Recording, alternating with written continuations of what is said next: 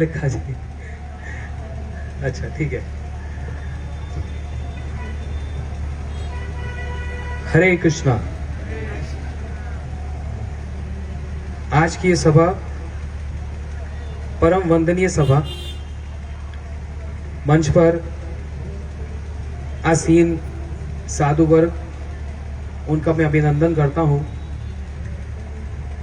आप सब जो ज्येष्ठ व्यक्तिगण, हमारी माताएं जो बैठी हैं, आपका भी विशेष अभिनंदन करता हूं। मैं आज की सभा में कुछ एक दो बातें कहना चाहता हूं, जिस कारण से हमको निमंत्रण दिया। हम आपके बीच में ही रहते हैं, यही पास में मार्केट के सामने सेक्टर 21 में हमारा ये नया मंदिर निर्माण हुआ। आप लोग आए होंगे, नहीं आए तो दर्शन करने आइए। श्री राधा माधव गौड़िया मठ के नाम से प्रसिद्ध है। मैं अपनी प्रसिद्धि के लिए नहीं आया, मैं सनातन धर्म की प्रसिद्धि के लिए यहां पर आया। जब यह सूचना मिली कि ऐसा विराट हिंदू सम्मेलन होगा, मेरे को बस एक हिंट मिला था कि सनातन धर्म पे कुछ कहेंगे। इसलिए मैं पुनः ये कहता हूं कि हम अपनी प्रसिद्धि के लिए नहीं, सनातन धर्म की प्रसिद्धि के लिए आए हैं। और जब जब भी ऐसे कोई सम्मेलन होंगे, वहीं पर हम जाने के लिए सब समय उपस्थित हैं। मैं पूरे देश विदेश में सब जगह भ्रमण करता हूं, कोई ऐसा देश नहीं जहां पर मैं नहीं गया हूं। फिर मैं बोलता हूं, मैं अपनी प्रसिद्धि नहीं कह रहा, मैं किस कारण से बात कर रहा हूं उस पर जरा समझना। पूरे वर्ल्ड में, पूरे संसार में जाता हूं, किसके लिए जाता हूं? वहां के लोग निमंत्रण करते हैं भारत की संस्कृति और सनातन धर्म का जो विचार है उसको श्रवण करने के लिए, सुनने के लिए बड़े ललायत हैं वो लोग।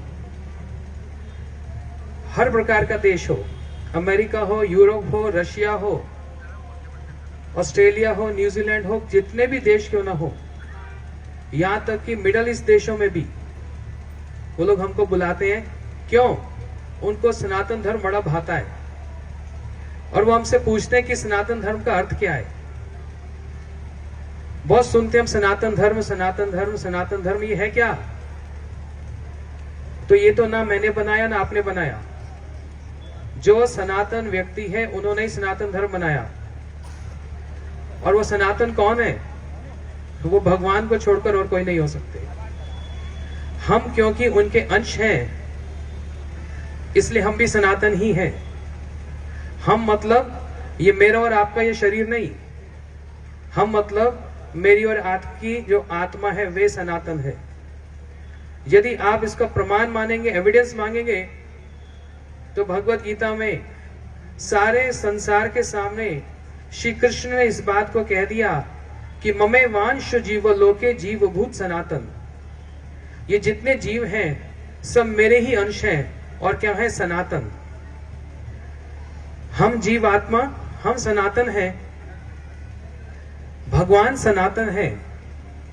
और वो जो धर्म जो हमको भगवान के साथ मिलाता है उसको सनातन धर्म कहते हैं। मात्र सनातन धर्म मंदिर बनाने से नहीं चलेगा। सनातन अर्थ क्या है और वो सनातन धर्म की बात क्या है उसको समझने से और उसका प्रचार करने से तब ऐसा होगा। अभी मंच पे मैंने बहुत सारे वक्ताओं के मुख से बहुत सुंदर सुंदर बातें सुनी। एक वक्ता जी ने कहा भारत फिर से विश्व गुरु बनेगा। मेरा ये कहना है भारत पहले भी विश्व गुरु था, अब भी है और सदा भी रहेगा। ये बनेगा नहीं, ये है। और इसलिए कह रहा हूं क्योंकि सारे विश्व के लोग भगवत गीता, रामायण, भागवत, वेद, पुराण, इनका अध्ययन नहीं, इनको मुखस्थ करके, याद करके आज भाषण दे रहे हैं। ब्रिटेन में गए, वहां पर जाकर जब प्रचार हुआ सनातन धर्म का, तो वहां के जो चर्च और जो अलग अलग पंथ हैं, और इस पे भी मैं स्पष्टीकरण कर दूं। किसी ने मेरे से एक बार पूछा, ये अलग अलग धर्म क्यों हैं? कोई इस धर्म को मानता है, कोई उस धर्म को करता है, मैं नाम किसी का लेना नहीं चाहता। तो मैंने उनको स्पष्ट रूप से कहा कि भाई ये सब धर्म नहीं है, जीवात्मा का एक ही धर्म है, वो है भगवान का प्रेम, भगवान की सेवा, भगवान से प्रेम जोड़ना, यही हर जीवात्मा का धर्म है। लेकिन ये जो अलग अलग जो धर्म कहे जाते हैं वो धर्म नहीं है, वो पंथ हैं, वो अलग अलग पंथ हैं, लेकिन जीवात्मा का तो एक ही धर्म है, वो भगवान की सेवा और भगवान से प्रेम जोड़ना। तो इसलिए जब लंदन में, ब्रिटेन में जो प्रचार हुआ, तो वहां के लोगों ने बड़ी आपत्ति जताई, बड़ा ऑब्जेक्शन किया। सुनो बड़े ध्यान से, बड़ी सुंदर बात है। ऑब्जेक्शन किया कि आप भारत से आए हैं, वहीं पर ही प्रचार करो, हमारे देश में आकर हमारे धर्म की बात कहो, अपने जो धर्म की बात है अपने देश में कहना, यहां पर क्यों करते हो? तो हमारे गुरुजी ने बड़ा सुंदर उत्तर दिया उसका, सुनना बड़े ध्यान से। बोलते आप लोग ही भारत में आए थे और जितना कुछ था सब लूट पाट करके चले गए, कुछ नहीं छोड़ा, सब कुछ लेकर चले गए। एक चीज आप छोड़ गए थे, क्या छोड़ गए थे? भारत की संस्कृति और सनातन धर्म का प्रचार। इसको क्यों छोड़ गए? तो मैं तो आपको लौटाने आया कि जब सब कुछ लूट के ले गए तो इसको भी लूट ले लेते, इसको भी लूट कर ले जाते, इसको क्यों छोड़ दिया? और इसी कारण आप लोग परेशान हैं। हमारा भारत समृद्धवान है, इसमें किसी प्रकार की कोई कमी नहीं है। किसी ने भूल से ये कह दिया कि भारत गरीब है, भूल से कह दिया, या कहते हैं इंग्लिश में स्लिप ऑफ टंग, गलती से निकल गया, लेकिन उस पर बड़ा आक्षेप जताया, बड़ा आक्षेप, उसका ऑब्जेक्शन हुआ। भारत को आप गरीब कहते हो? भारत यदि गरीब होता तो मुगल आकर भारत को लूटते, भारत यदि गरीब होता तो पोर्टुगीज यहां पर आते, भारत यदि गरीब होता तो ब्रिटिश यहां पर आते, सब एक एक करके आकर यहां से सब उठाकर ले गए। गरीब था इसलिए आए थे? नहीं, धनी था इसलिए आए थे। और धनी था नहीं, आज भी धनी है, आज भी धनी है। किस बात का धनी है? समृद्धवान भारत है,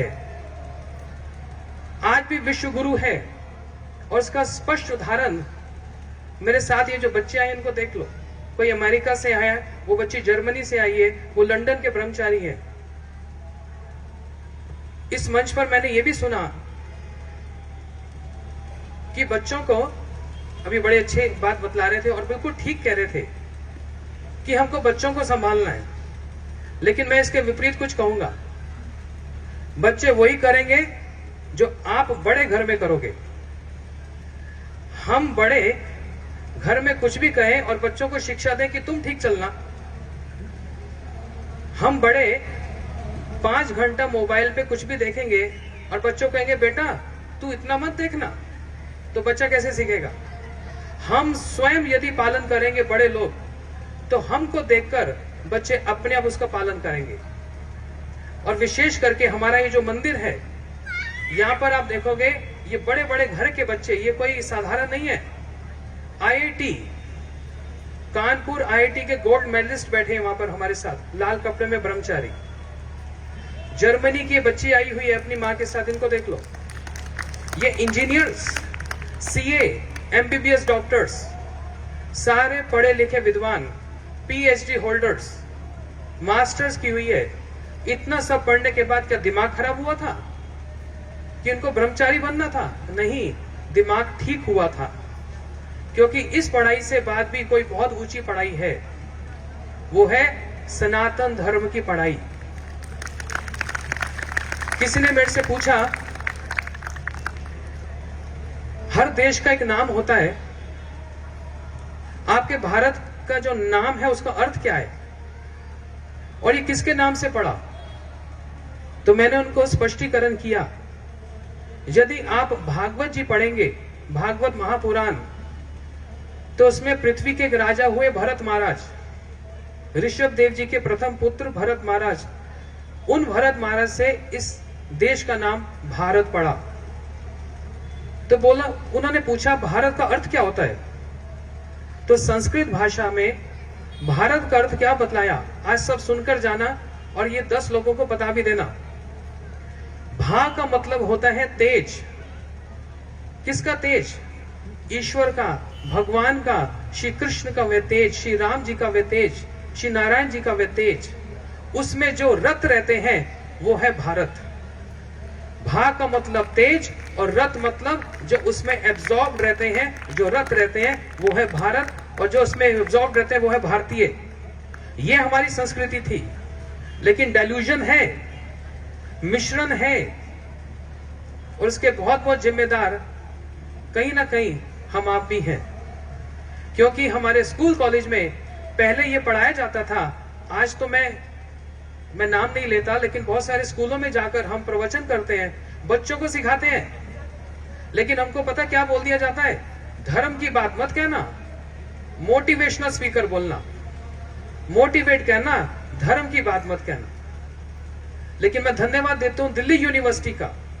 हम लोग वहां गए, 150 लोग थे हमारे साथ, पूरे विश्व के अलग अलग, ब्राजील के, लंदन के, और जो वाइस चांसलर साहब थे और जितने डीन्स थे कॉलेज के, सबने हमारा बड़ा स्वागत किया। बोलते खुला खुला बोलो, कोई चिंता नहीं, खुला खुला बोलो सनातन धर्म के बारे में। इतनी ओपन हमको वहां पर इनविटेशन हुई, हमने खुला खुला बोला, कोई संकोच नहीं था। बोलते चिंता मत करो, हम संभालेंगे सब, क्योंकि हम चाहते हैं कि भगवत गीता एक सब्जेक्ट बन जाए दिल्ली यूनिवर्सिटी में, चाहते हैं ऐसा। वही भगवत गीता आज रशिया में, ब्राजील में स्कूलों में पढ़ाई जाती है। क्यों? क्योंकि ये कोई देश की बात नहीं, ये कोई विवाद की बात नहीं, ये बात है रत एब्जॉर्प्शन, रत रहने में। किसमें? उस भाव में, उस तेज में, जो भगवान का जो वो तेज है, उस तेज को जानने में जो रत रहते हैं वह है हम भारतीय। तो इसलिए इसका प्रचार आज सारे विश्व में हो रहा है। मैं आपको एक छोटा सा सैंपल दिखाता हूं, सैंपल दिखाने से पता लग जाता है ना। नवीन कम हियर। ये बच्चा ब्रह्मचारी, इनका नाम है नवीन कृष्ण, ये लंदन के रहने वाले हैं। कुछ समय पहले इन्होंने ब्रह्मचार्य धारण किया। मैं आपको एक सैंपल दिखलाता हूं। मैं इनसे ही प्रार्थना करता हूं, आप हिंदी भाषा में अंतर बताइए, भारत में और आपके देश में अंतर क्या है?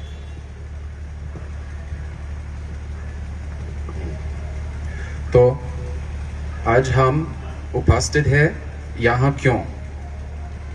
क्योंकि हम सनातन धर्म की संस्कृति मनाने के लिए है। तो मैं लंदन से आया हूँ।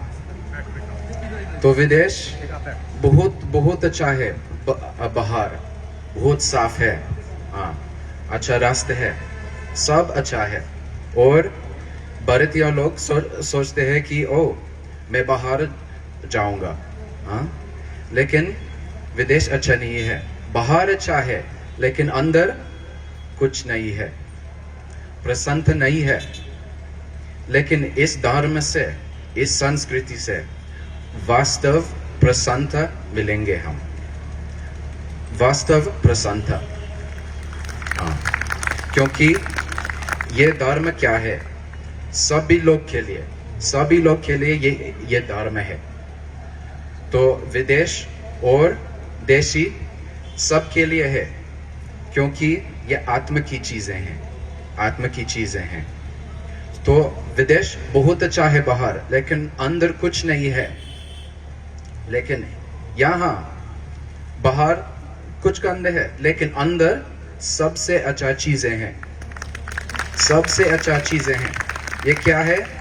ये वास्तव सनातन धर्म है, ये आत्मा की चीजें हैं। तो हम बहुत भाग्यशाली है, बहुत। तो जो लोग यहाँ जन्म हुए हैं बहुत भाग्यशाली, क्योंकि हम इस धर्म पालन कर सकते हैं। हरे कृष्ण। धन्यवाद आपका। ये तो भी एक बच्चा है, ऐसे हमारे साथ यहाँ पर कितने ब्रह्मचारी बैठे हैं, इतना मेरे पास समय नहीं है। मेरे को सीमित समय दिया गया, लेकिन ये स्वयं ऐसे बहुत से